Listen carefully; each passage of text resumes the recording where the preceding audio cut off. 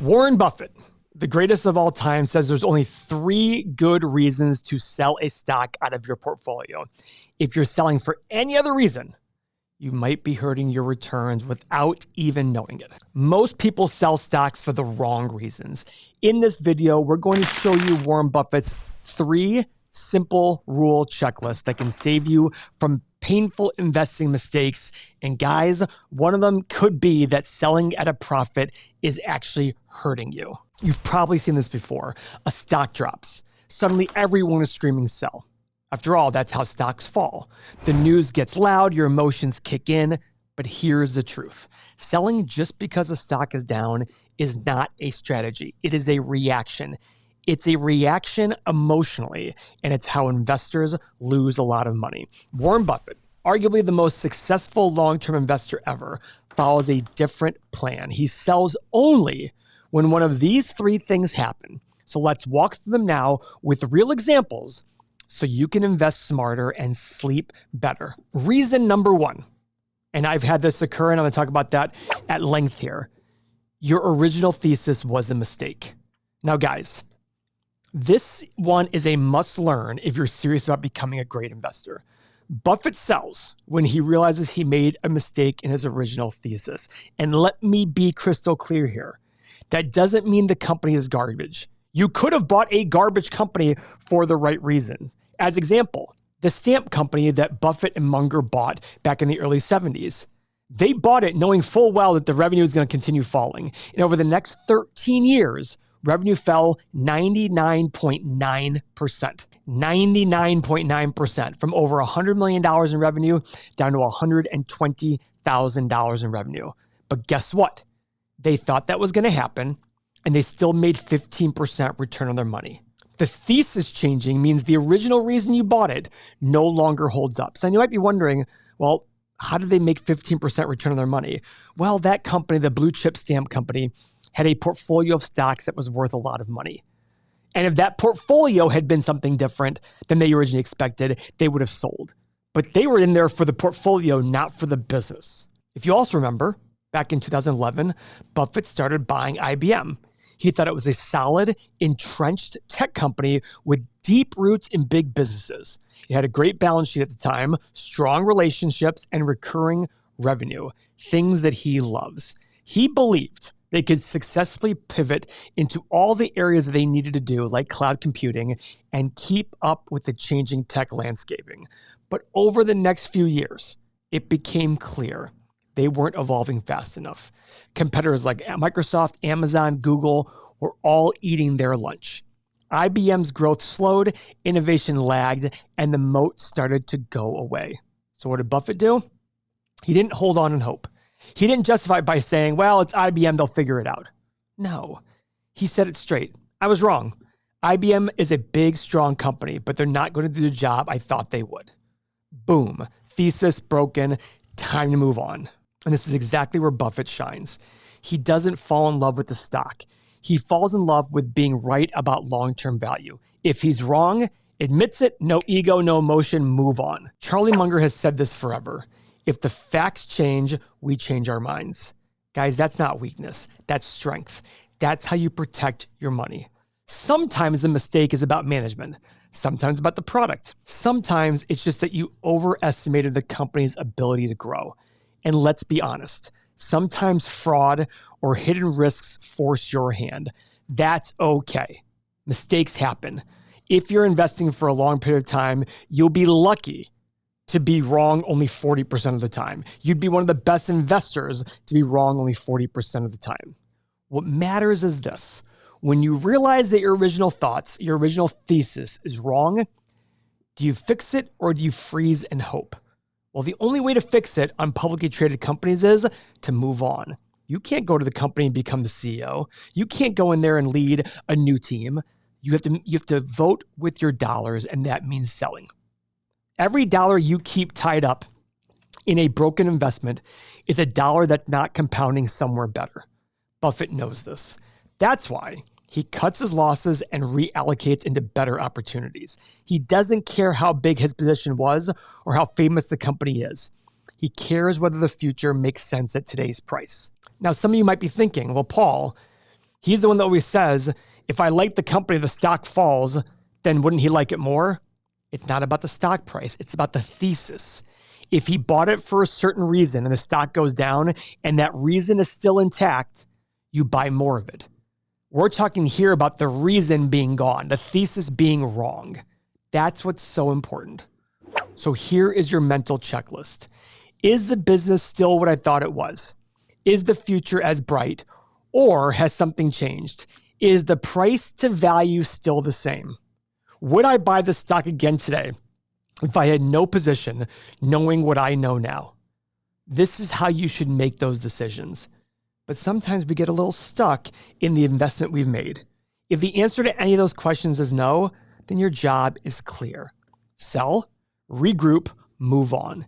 You didn't fail, you learned. And guys, stick around to the end of this video because I'm going to show you a strategy I use when selling a stock that can actually generate a little income on the way out.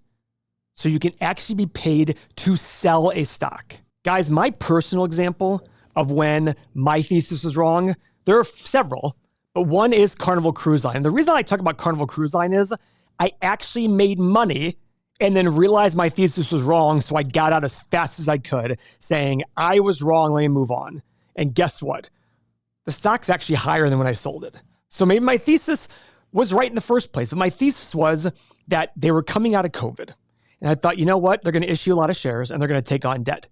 But I don't think they're going to take on, I thought there was a certain level of shares they would issue, a certain level of debt. And they went well past that level. So once I realized that was happening, I did not trust my thesis originally, and I sold the second I could. And along the way, I made some money in covered calls, which we'll get to later, but I also sold the stock at a profit, luckily. This is not to say, this is not some humble brag. This is me literally saying that's going to happen to you at times. Don't confuse being up on a stock and being right. That's the reason I show this example. That's very, very important as to why I talk about this example. Because a lot of people out there would say, wait, you're up on it, you're right. No. Just like if a stock goes down, it does not make you wrong. Stocks go up and down because of the emotions of the market. Our fourth tenet of our principle-driven investing is, in the short run, stocks are a voting machine. In the long run, they're a weighing machine. I don't know where a stock is going to go in the short run. If it happens to go up in the time I realized I was wrong, I get the F out of there. That's the key. Reason number 2 for the stock to be sold. The price has run so far ahead of business value that it no longer makes sense to hold. Guys, this to me is the hardest one. The reason being is I've become more of the person of buying a company that I want to have for as long as possible. But at some point, there will be a point where maybe the stock is massively overpriced. One, for example, would be Munger has said he will never sell Costco. Guys, I look at Costco and I look at this. 58 times free cash flow, 54 times earnings. And guess what? I don't see where the value is there. This is a company that's going to grow 4 or 5% a year. Look at analyst estimates here. Revenue growth, okay, a little bit higher than I expected. But for a company selling for 50 times earnings and 57 times free cash flow, we need a much faster growth rate. Is Costco a premium company? Absolutely. But at some point, you're going to say, is it too much? Let me be very clear, though. This doesn't mean the company is bad. A good investor knows there's a difference between the company and the stock price. The business might be firing in all cylinders. And guys, all indications are that Costco is firing in all cylinders. But if the price gets too far ahead, if it starts to reflect too much of the future value today, where is your juice there? It's very difficult to get more squeeze there. Now, guys, let's say you bought a luxury watch, and I love watches, so that's why I talk about this. Let's say it's $5,000. You love it. It's stylish, and we just came out of COVID, and all these Bitcoiners start buying watches like crazy. Someone suddenly offers you $20,000 for that same watch. You could hold on to it and pretend you're emotionally attached to it, but let's be honest. You'd probably say, yeah, I'll take that $15K in profit. That's not disloyalty. That's smart. Why? Because a watch is easy to replace. You can go buy another watch or several watches to replace that one watch that you love. With investing, it's hard to find another Costco. So make sure if you're selling it so far out of value that it's absurdly out of value. Because these companies can keep going up in price and price and price as the fundamentals catch up. I have sold great companies because they went up too fast and regretted it many, many times. That is an issue. that the company just keeps on growing. And by the time the stock does come back, the price, the intrinsic value has gone way past the point you even sold. I hope that makes sense to you because I want you to understand that. If you sold a stock at 50 because you thought it was worth 40, and by the time you were able to buy back in, it went to 200, you'd be like, oh, damn, even though the company's worth 140 to you. Well, guess what? That happened with me in Microsoft back 13 years ago. I bought Microsoft in the teens and early 20s per share when everyone was like, that's crazy, Microsoft's dead. I sold it at 60 because I thought it was worth 50. I've never bought back in. And now my intrinsic value in Microsoft is well into the 200s, maybe even $300 per share. That was a major mistake. Just holding on to it would have said, you know what, it's a little overpriced, but one, that's okay. And two, it kind of deserves it. And I can just ride it on up. If the price gets so egregious, $60 worth of $50 is not egregious. If I thought it was worth 50 and it was selling for 500, that's egregious. Even 200, that's egregious. I don't know the exact right time, but if the valuation gets so egregious, it's actually going to go into our third reason why you sell as a combination. Buffett has sold plenty of great businesses over the years, not because they were failing, but because the price got silly. He has said it many, many times. The market is there to serve you, not instruct you. If someone wants to pay way more for a stock than it's worth, don't argue. Just let them. Now, guys, the third reason has to do with the second reason, opportunity cost. If you have your money invested and one of your stocks has gotten so absurdly expensive that you want to sell it because you found something absurdly cheap, that's a reason to sell. Remember, if you're selling a company like Costco, where the future returns, let's go pull up our stock analyzer tool, and let's look at the last time I did Costco.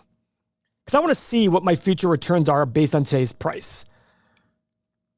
Based on today's price, we're looking at negative, and 2.5% returns total, even on the rosiest of assumptions. So I'm looking at this, if my numbers are correct, my assumptions are correct above, paying today's price and the best of assumptions, I can look at about a 2.5% return per year over the next 10 years. Now, then let's say you have another stock, and one example of a company that I think has a lot of potential is Southwest Airlines. Let's pull up Southwest Airlines. It's a tough industry, but I think this company has a lot of potential. Look at these potentials, 14, 23, and 32% based on today's pricing. Again, I own Southwest, doesn't mean you should go buy it because of this. There's reasons why I own it. But if you have a company that's fully mature and your best case scenario is a few percentage points, or another company with a lot more upside potential, that's when you sell one to buy the other. Opportunity cost is a superpower in investing. That is Charlie Munger's famous line. He's always about what is the opportunity cost today. It means that every dollar you got invested as a soldier, that soldier needs to be deployed where it'll earn the highest return right now. If you have money sitting in a fully valued stock and you find a better deal elsewhere, guess what? It might be time to move that soldier to a more profitable battlefield. This isn't about emotions. It's not about I'm bored or the stock feels stale. It's about using principles to constantly make sure your capital is working efficiently. Selling isn't giving up. In this situation, selling is an upgrade. You sold a company that's phenomenal for a company that's a little more troubled, but that's where you find the value is when people misprice things. Let's say you own that Costco, solid company, great cash flow, great moat, and it's up a ton. But now you find another business trading at a steep discount with better prospects for the future and a bigger upside to today's price. What do? Well, Buffett would say the best thing a person can do is to invest in a wonderful business at a fair price. But if you can invest in a wonderful business at a wonderful price, even better. Southwest is in a tough industry, but it's a wonderful business in a tough industry. Buffett necessarily wouldn't agree with that statement. He believes the industry wins out in the end. But I look at Southwest saying, this is a company that for 48 years did a great job making money. They've hit a few years of roughness. If they get back to half their profitability, this is a multi-bagger. Buffett is constantly evaluating new ideas, and he's constantly asking, where does my next dollar get the highest return? If the answer isn't in your current holdings and you don't have new cash coming in to deploy, then yes, it may be time to sell. Ideal world is you have more cash coming in, you can deploy it in both ideas. But here's the part most people forget. You're always making a choice. Even doing nothing is a choice. Holding a stock that's fairly valued or even overvalued just because you already own it, not necessarily a great reason. In fact, many people would say it's a bad reason. Imagine if you own a rental property that gives you a 6% return, but suddenly your neighbor wants to sell you his identical property for half the price, meaning you could make 12 or 15% annually. Or are you going to sit there and say, nah, I'm loyal to my first one? Of course not. You would try to sell yours at fair market. Maybe your neighbor needs out quick and you're the only person that can give it them. You would sell yours, buy theirs. Buffett has done this plenty of times. One of his most famous examples was he rotated out of a big position like IBM and went into Apple. He wasn't emotional about it. He didn't try to squeeze the last penny out of a stock. He moved on when something better came along. Charlie Munger drives this home all the time. He says, spend each day trying to be a little wiser than you were when you woke up. If you're not learning, you're dying. And that is exactly why Buffett and Munger always read, study, and reevaluate. Not just what they own, but what they could own. It's why we talk about learning right now. It's why we talk about our software. It's about understanding what's out there, because eventually there will be a price that makes sense. That's why I have my watch list here of all my companies and the prices I want to buy them at. That way, when they do hit those prices, I can get notified. When I have a better opportunity, a higher expected return for the same or lower risk, you owe it to yourself to make the switch. That's not impulsive. That's intelligent capital allocation. Now, guys, there is a fourth reason some people would tell you to sell. It's because of diversification. A position you have has become too big of a part of our portfolio. I agree with this and I don't agree with this. The reason I agree with it is, let's say you bought NVIDIA 15 years ago. In all likelihood, if you wrote it all the way up, it is an exorbitant part of your portfolio. That's a lot to have in one company. But if it's a great company at a fair price, gotta let it ride. That's how you make the big money. That's how you outperform. The reason why mutual funds can't outperform is because they have to sell stocks that become too big a part of their portfolio. They can't have more than 5% of their portfolio in one stock. So when a winner is running, you have to stop selling parts of it. That's not how you beat the market. And that's the problem. For you personally, it is very difficult to have 20, 30, 40, 50% of your money into one stock. But at the end of the day, if it's undervalued, what are we doing here? I don't know. Me personally, I don't feel comfortable with that either, unless I had a company that just grew over multiple decades to be a big part of my money. And even then, I would probably sell as good opportunities came along. Because for it to be up 20, 30, 40 times, at some point it was probably overvalued. But here's the fun part. If you ever choose to sell your stock, there's a way to make money selling your stock. This is where covered calls come in. Here's the basic idea. If you own 100 shares of a stock, you can sell a call option on those shares, usually 30 or 45 days out, at a price above where it's currently selling. So what's a call option? It's an option. You sell somebody the right to call the stock away from them, away from you. So as an example, let's say you own Costco, and let's say it's selling for $9.50 today. You might say to somebody, hey, I'll tell you what, in a month, call it some Friday in August. Let's call it August 21st, even though it's not a Friday. I will let you buy Costco from me at $1,000. And for that right, I'm going to charge you $5. Okay, so what does that mean? You're getting $5 today. If between now and August 21st, the stock stays under $1,000, you keep your $5, you keep your stock, you're good. So you keep your $5. You made 0.5% for 1 month. Great. Now, what happens if it goes above it? Let's say it goes up $1,050. Well, you get to keep everything from $9.50 to $1,000. So you keep $50 of profit. You get to keep the $5, but now you got to sell the stock to them for $1,000. So you lose out on the difference here, the extra gain, the $50 in gain here. But you got $5, so you essentially lost out on $45 in gains. You didn't lose $45. You just missed out on $45 in gains. I won't get into the exact math here about the call price versus the stock. But the end of the day is you're allowing yourself to get paid to sell stock. But here's where it gets better. Let's actually pull up Costco because I want to pull up the exact example here to show you exactly what it would look like. Now, guys, In full disclosure, I absolutely guessed, and I happen to be right, that for August 22nd, the $1,000 call option was $5.20. Complete dumb luck. I was just guessing. I'm not trying to take credit for that. But Costco right now is selling for $948. Let's say you're like, I want to sell it at $950. Guess what? $950, you can get $22 per share. $22 per share. If it finishes above $950, you get your $22 and your extra $1.50 in gain. So you get $23.50. Now, if it goes down from here, you keep your shares and you keep your $22. But guess what? If it goes down from here, you're okay because you're like, hey, I'm fine keeping it under this, but I'm not fine keeping it over that. Guys, this is 3% return in 1 month.